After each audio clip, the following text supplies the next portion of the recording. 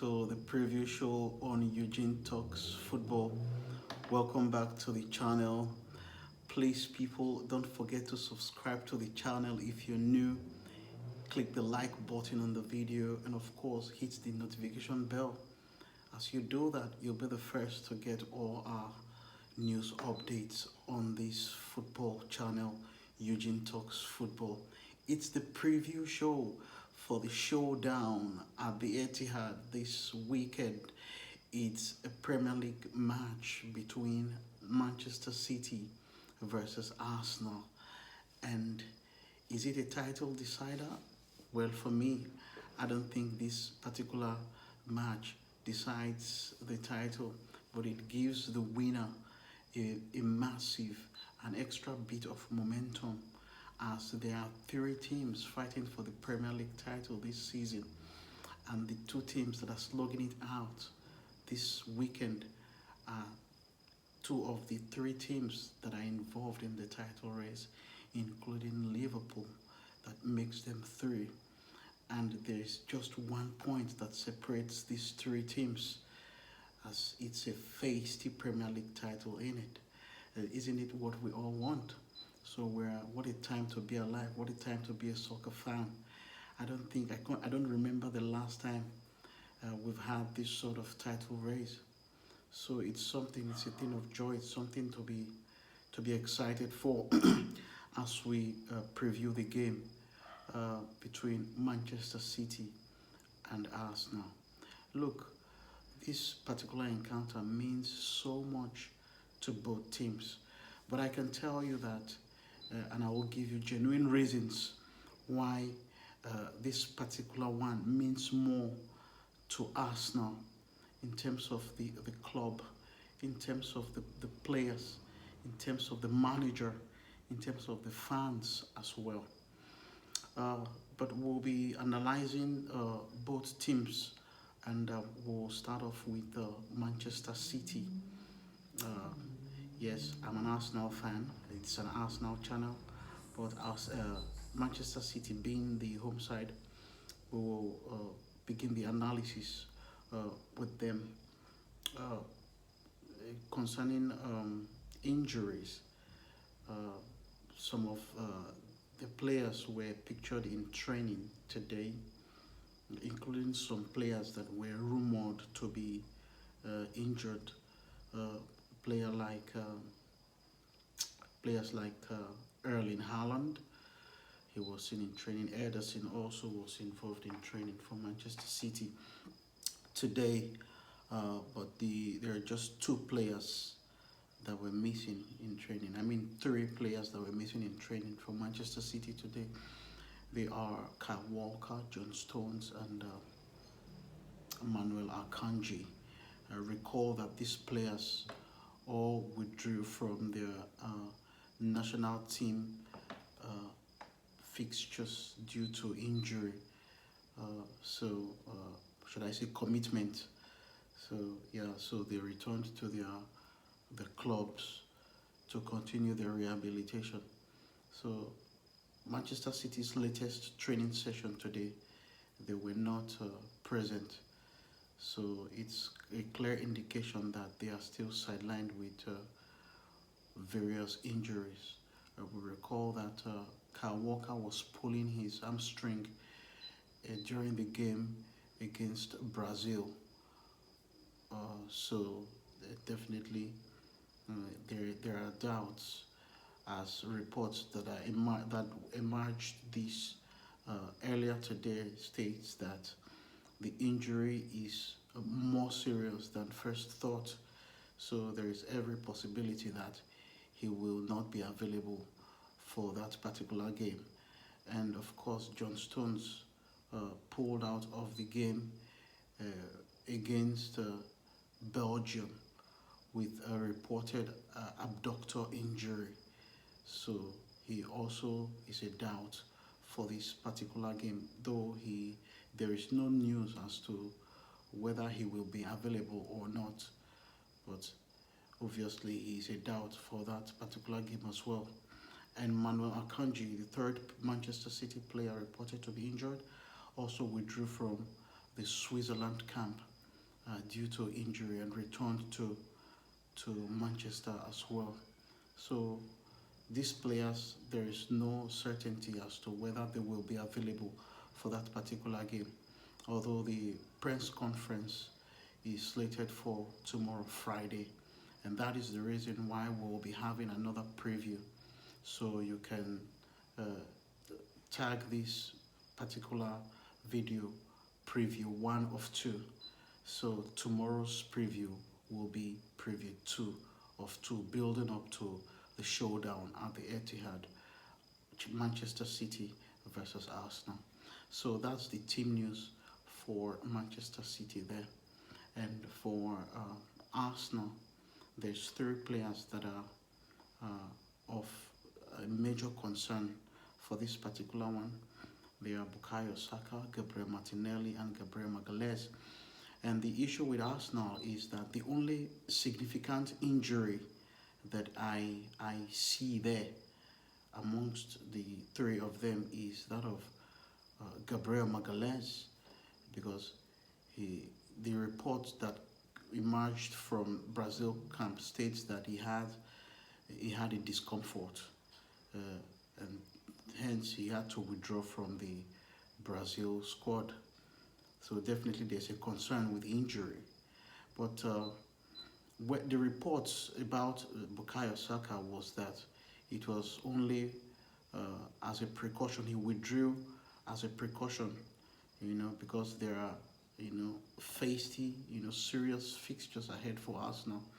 So there wasn't any need for him to remain in camp and risk minutes that will deter his fitness running into the fixtures that are lined up for Arsenal. They're just friendly encounters. So I believe that there was agreement between the respective parties involved. That's the Three Lions camp and Arsenal camp. And that was the reason why Bukayo Saka returned to London Colney to continue to build on his fitness. And as for Gabriel Martinelli, we remember that he sustained an injury at Sheffield United. So, but it wasn't a serious injury. It was just a cut to his foot, and that's about 2-3 weeks ago. So, if it's a cut on his foot, I believe that personally, I believe he should be available for the game against City.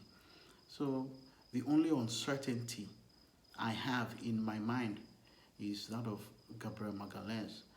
And because I remember during the game against FC Porto, he was suffering some sort of discomfort in the game, if you remember. So that's the only player I'm majorly concerned about. Otherwise, Bukayo Saka and Gabriel Martinelli, I'm very sure, I'm very much convinced that they will be available for that particular game. But let's hope that the 3 of them will be available, as they are very important. They're pivotal part of the team. So yeah, then talking about this particular encounter, this game means so much to Arsenal. This is a journey that we began last season, 2022-2023 season, where we fell short towards the end of the season.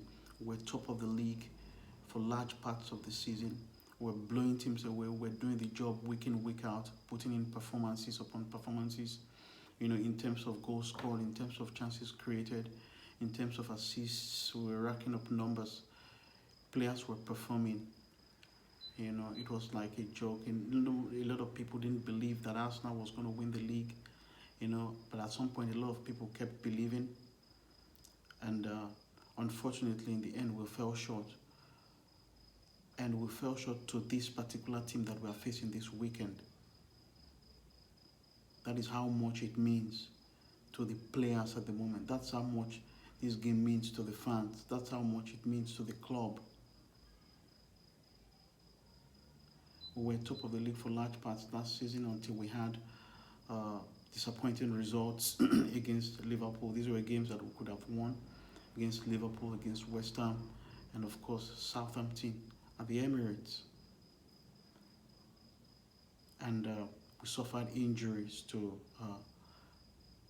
William Saliba and Tomiyasu, and we fell short at the back where we started using Gabriel Magalhaes and Rob Holding as a pair, and these two players don't really understand each other. So, and we have a momentum right now in the season. Since we came back from Dubai, we've been, blowing teams away, scoring goals, emptying stadiums. We've not lost a game this year. We're the best team in the league on current form at the moment. We're going there with confidence. I said this previously. I look at the players, and in my mind, I try to think about what is in their mind leading into this game, the kind of belief they have, the kind of mentality that they have, the understanding they have, what is at stake. Do they realize that we fell short to this team last season? Do they realize that we could have won the league last season if it wasn't for this particular team? Do they realize that we lost to this team back-to-back last season? Do they realize that this particular team knocked us out of the FA Cup last season? Are they looking at themselves and say, excuse me, this is a massive opportunity for me individually, for me to prove what I can do, to prove my capabilities? This is a chance for me to prove the tag, the hype that I have been getting recently. This is an opportunity to right a lot of wrongs. We haven't won at that ground in almost 10 years. The last time we won there was in 2015 when Santi Cazorla and Olivier Giroud scored at the Etihad. Since then, we've not won there. It's been nightmares, season in, season out, since 2015. And we are a team that wants to win the league. And if truly you want to win the league, you have to go to grounds like this and grind a result and win. Of course, they are the champions of Europe. They are the defending champions, the Premier League. They won the treble last season. They've not lost at the Etihad in 2 years since their defeat to Brentford 2 years ago. So, do these boys know what is at stake? Do they know what they are up against? Are they prepared mentally? Do they have the mental strength? Do they have the belief? I believe that, judging by the results we've been getting in the previous games leading up to this particular one. Since the return from Dubai, they've been on a tremendous form, apart from the performances in the Champions League. That's a different competition entirely. This is the Premier League, and they've been on form. I'm not trying to disrespect Manchester City. I've already given them the plaudits. They have some of the best players in the team. Kevin De Bruyne, Rodri, Bernardo Silva, Julian Alvarez, Phil Foden. There's so much quality in that team. They've got the best manager in the world. But it means more to us now. It's been 20 years since we last won the Premier League title. We're top of the league at the moment. It is in our hands to win the league. Why not take the chance? Why not take the chance? This is the time. I believe that we have all it takes to win the Premier League title this season. We fell short last season due to a couple of reasons. And this season, I believe that we're stronger as a team. We're more equipped as a team. We didn't have Declan Rice last season. It is evident what Declan Rice has been doing for this team since his involvement in the team. He's been one of our best players, if not the best player at Arsenal this season.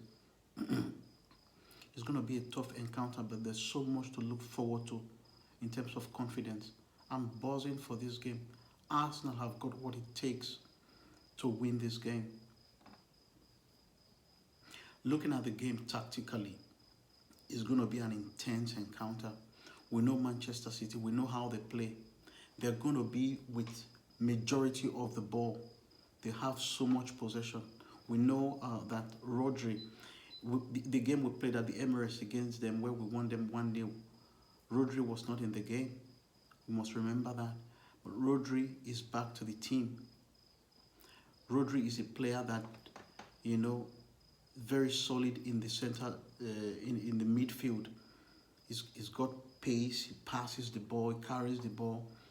He has a lot of passes, he can distribute, he can go forward, he can track back. You know, that guy is just a workaholic. He can score goals. But we have Declan Rice, who is also a ball carrier. You know, he can tackle. So obviously, this particular encounter is going to be a major battle between Declan Rice and Rodri at the middle of the park. Best be assured that the game is going to be intense. It's going to be a cracker. In all departments of the game, it's going to be a cracker. But I believe that Arsenal has got all it takes to get 3 points. Remember, a draw is not the worst result in the world. I'll take it all day. But it's just that it's going to be a massive advantage to Liverpool. But there are still games to be played. But we must take this chance. A team that is desperate, that really wants to win the league, will do everything it takes, possibly, to win the league. We've done it before in the past. We've gone to Old Trafford and won there. In the past, we've gone to White Hart Lane and won there. We've gone to Anfield and won there, won the league. On these 3 occasions, we can do it again. We have everything that it takes to do it. It's all about mentality, the right mentality, the awareness, your level of professionalism. There's so much talent in this squad. It is down to keeping the players fit, having the right mentality, having the right attitude. Go there man for man. Show your techniques. Play as a team. Avoid mistakes. I was listening to someone, a Manchester City fan, the other day. He was comparing William Saliba and Ruben Diaz. He was saying that Ruben Diaz and William Saliba are still miles apart, that it's easy to spot players' mistakes in the mode of William Saliba, that when William Saliba makes mistakes, it is overlooked a lot of times, but the players like Ruben Diaz, when they make mistakes, it is easily noticed because they don't make too many mistakes. For me, that's waffling. That is waffling. William Saliba has been the best defender this season, the best central defender this season in the Premier League, on current form. And if he continues with this form, what a player he will be. What a player. I'm not the type that compares players, but I analyze quality when I see it. William Saliba is an exceptional player at 22. You know, a lot of people like to analyze and talk about Arsenal, Manchester City 11, combined 11, and you see fans just limiting Arsenal to 2 players in the team, a player in the team, 3 players in the team. That means nothing. That's not the problem. It don't matter. What matters is the result after 90 minutes. And that is the mentality these boys should have. That is the mentality I have. So, if these boys know what is at stake, this team know what is at stake, we can go to the Etihad and get 3 points. It's just a matter of supporting the team, keeping the team fit,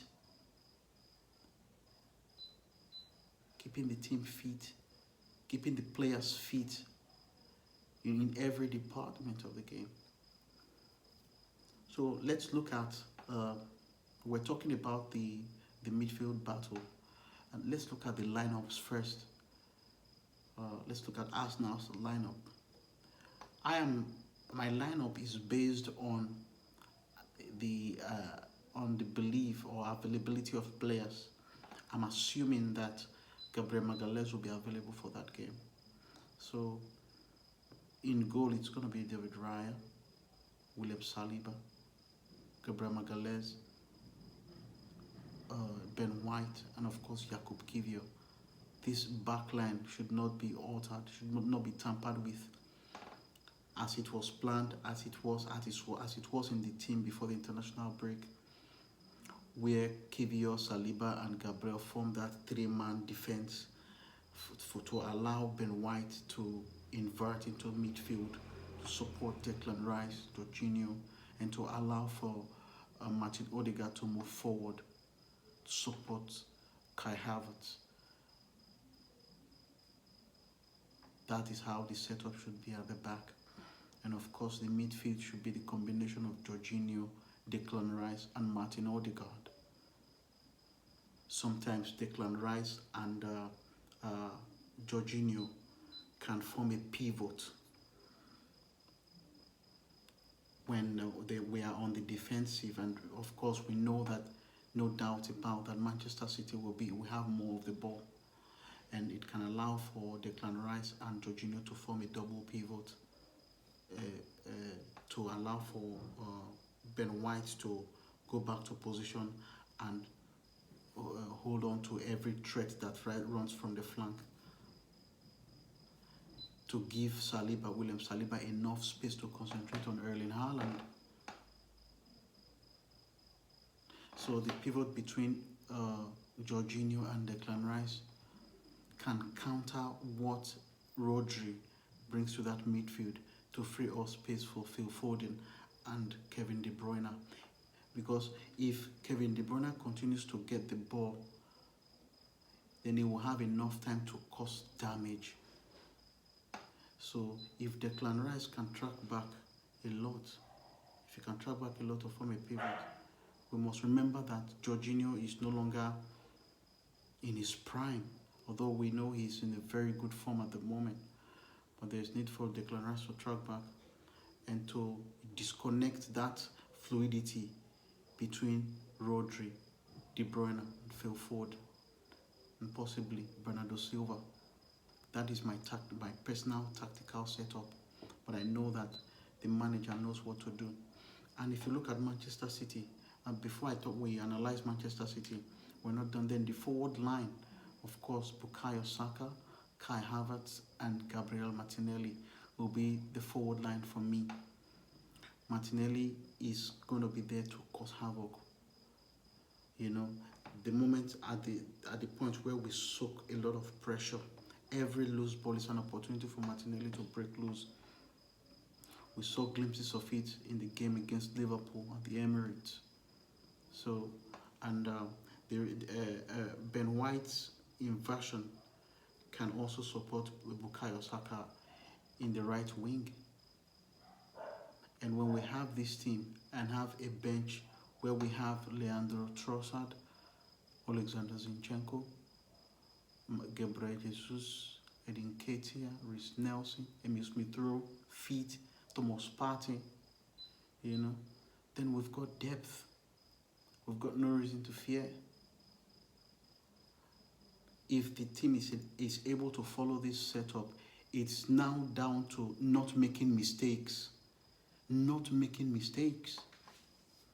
Don't give Rodri the freedom to boss the midfield, to have options to pass around all the time, you know. Make them disappear. I know it's not going to be easy. It's not going to be easy. These are players who hardly make mistakes. They hardly put a foot wrong. But we can get it done. We also have the quality. It's all about players' availability. It's all about players' fitness. But I will get to find out after the press conference tomorrow. So it's all down to that mentality, that belief that, of course, we can definitely get it done. So, looking at Manchester City's team, for me, it will be more favorable. I know a lot of people will come at me for this. It will be more favorable for John Stones to be out of this game. To be more favorable for Arsenal, for John Stones to be out of this game than for Kyle Walker to be out. A lot of people will say I don't know what I'm talking about, but I am serious. Listen, if you see Pep Guardiola's formation or his tactics, John Stones is the only player that can operate alongside Rodri in that midfield. If John Stones, or when John Stones and Rodri are playing together, there's so much solidity in that midfield.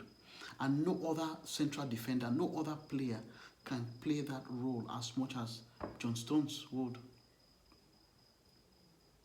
So there will be a massive loophole in that midfield if John Stones is unavailable for that game. Kovacic, you can talk about Kovacic. Matheus Nunes is not available for this particular game. He's injured. Kovacic is a good player, respect to Kovacic, but he's got a lot of flaws. He's got loopholes that we've exploited in the past, even when he was at Chelsea. We can exploit Kovacic. If Kovacic pairs with Jorginho, I've got much more confidence. I don't care if Kyle Walker is there. He will have Martinelli to contend with. It's John Stones, that midfield. And another issue, another thing is that left back, that Arsenal's right back, because Nathan Ake is a solid player. He's the only player that is, is working on that momentum or operating on that momentum that they were at last season. If you look at Ruben Diaz, John Stones, Gvardiol, and Akanji, their level has dropped compared to last season's. Apart from Nathan Ake, he's a very solid player. What a bargain for Man City when they signed him from Bournemouth. And since his signing, he has been putting in performances.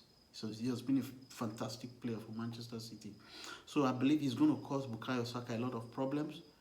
But apart from Nathan Ake, I don't see any solidity in that Manchester City defense. So giving this analysis is just opening paths, possibilities, opening reasons for Arsenal fans to be confident going into this particular game.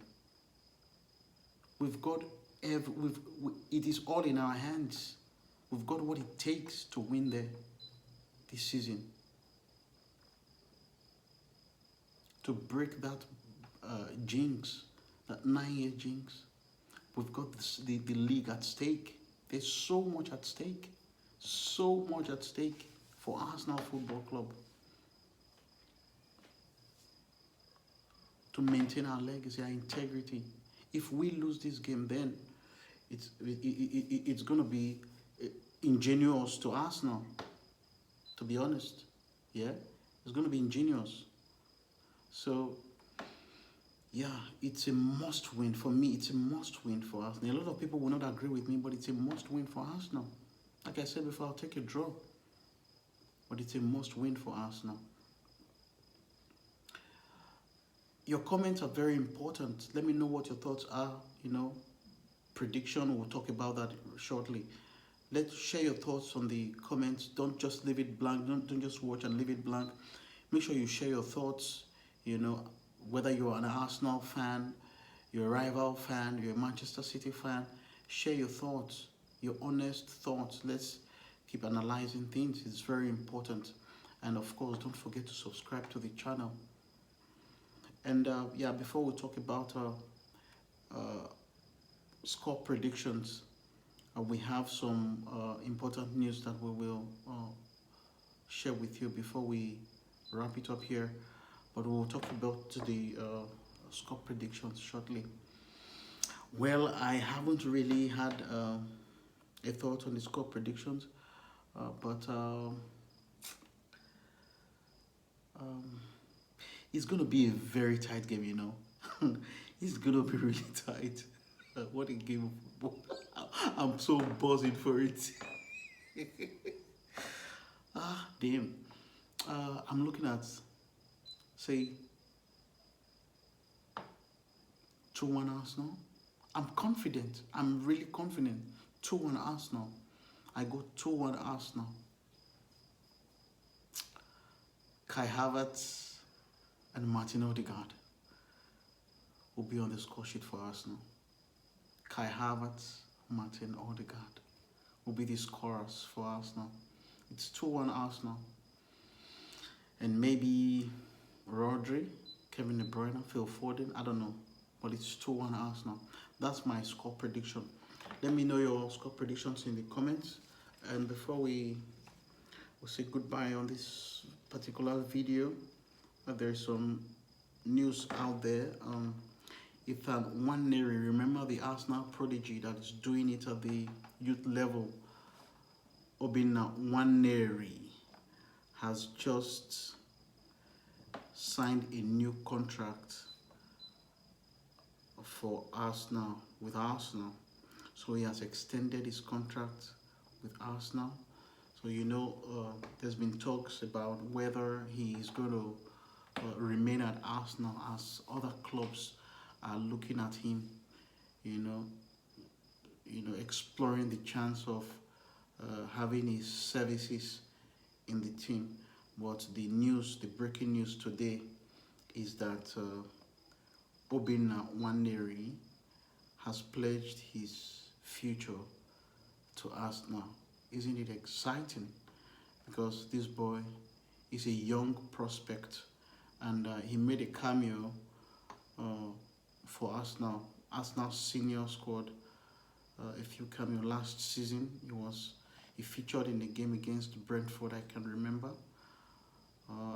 Yeah, and of course he was in the squad against West Ham, and he featured for a few minutes as well. So this is a player that we should be looking out for, and we must be excited that he has committed his future to Arsenal. And yeah, there he is with Paul Mertesacker and of course the manager Mikel Arteta. So what did he say after he signed the contract? He said, I want to keep pushing towards the first team, gain as much experience as I can from the players in the team, and score as many goals as I can in whatever game I'm playing in, and just keep pushing. That's the lad there with a good mentality, a humble boy, you know, who just loves to play football. You know, whenever he's on the ball, you know that he's a prospect. I'm one of the fans that saw Bukayo Saka when he just emerged. I remember under Freddie Ljungberg, you know, even under Arsene Wenger. I don't know if it was Ljungberg that first gave him his debut. I don't remember now, but yeah. So I knew that Bukayo Saka was going to be a star. I knew it. I knew it. So it's the same understanding I have about this young man, Etihad Nwaneri. He's so humble. If you look at him, you see that this is a boy that just wants to play football at the highest level. And congratulations to the young lad there.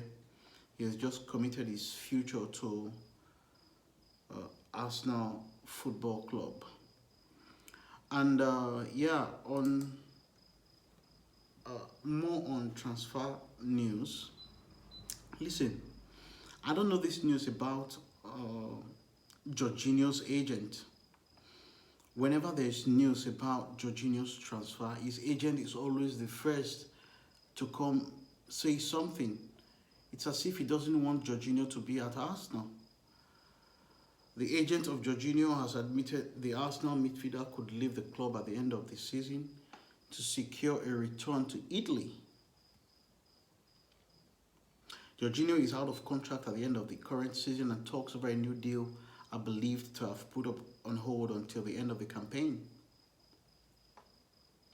So there is no certainty that Jorginho will be extending his contract at Arsenal. According to his agent, there is a possibility that he will be returning to Italy. The club that was talked about wasn't disclosed, but there is every possibility that Jorginho could be playing his football next season in the Italian Serie A. But it has not completely been ruled out that he's not going to be extending his contract at the Arsenal. So there is no uncertainty as he's running down his deal with Arsenal at the end of the season. So we will look forward to that, if he's going to be signing a new deal with the Arsenal. He's 32 years of age now, so I think he's reached his prime, and we can see what he can offer the Arsenal Football Club while he's still there. And the last bit of news today is Sandro Tonali, the bad boy. Sandro Tonali, that is currently facing a ban for violating betting rules, or found guilty of betting and all of that. The Newcastle midfielder Sandro Tonali, charged by the FA with alleged breach of betting rules. He's been charged by the English FA with alleged breach of betting rules. In the first place, he is currently serving a ban for betting while he's still a professional football player. So obviously it's against the rules to apparently be a player and still be involved in betting. So the recent reports that emerged today is that he has been charged again by the English FA with alleged breach of betting rules. More trouble for the Italy international there, Sandro Tonali, that plies his trade for Newcastle United. So that wraps up the video preview 1 of 2 today, as we'll continue with the preview for the big clash at the Etihad between Manchester City and Arsenal tomorrow. So watch out for preview 2 of 2 tomorrow after the press conference of both managers. Thank you very much for tuning in to this video. Keep tuning in to Eugene Talks Football. I'll see you again. Peace.